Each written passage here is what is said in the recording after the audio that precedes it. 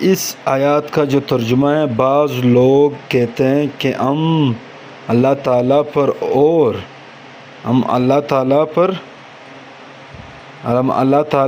اور قیامت کے دن پر ایمان رکھتے ہیں، لیکن در حقیقت وہ ایمان والے نہیں ہیں۔ اس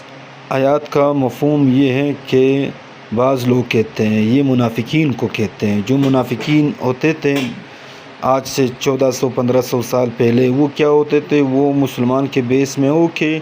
اور وہ منافقت کرتے تھے، وہ اللہ تعالیٰ کے پر ایمان بھی رکھتے تھے، نبی کریم کو بھی مانتے تھے، سارے احکامات مانتے تھے، لیکن اندر ہی اندر وہ ایمان والے نہیں تھے، وہ منافق تھے جو مسلمانوں کو لڑوانے کے لیے بتحاشا کوشش کرتا تھا۔ اس آیات کا ترجمہ، وہ اللہ تعالیٰ کو اس اور ایمان والوں کو دھوکہ دیتے ہیں، لیکن دراصل وہ خود اپنے آپ کو دھوکہ دے رہے ہیں مگر وہ سمجھتے نہیں۔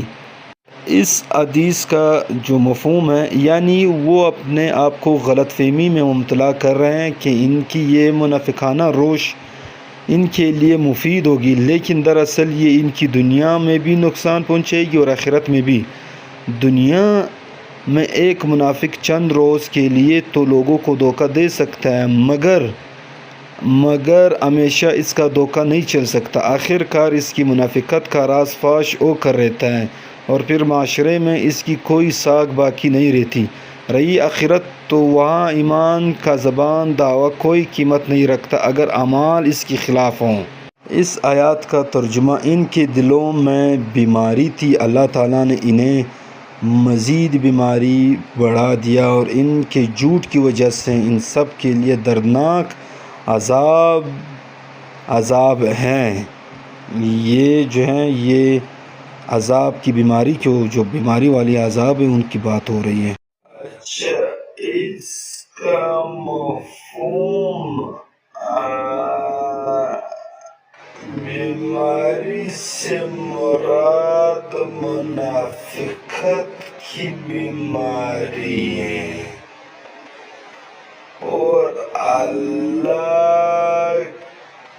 کے اس بیماری میں اضافہ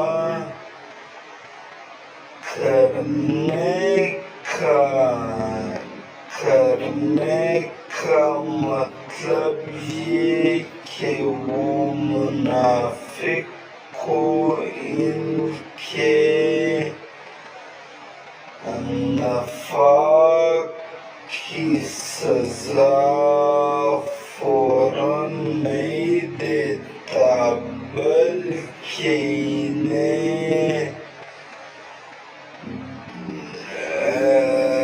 ڈیل دیتا ہے اور اس ڈیل کا نتیجہ یہ ہوتا ہے کہ منافق لوگ اپنے جالوں میں بظاہر کامیاب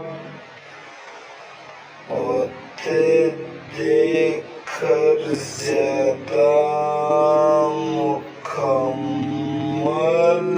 منافق بنتے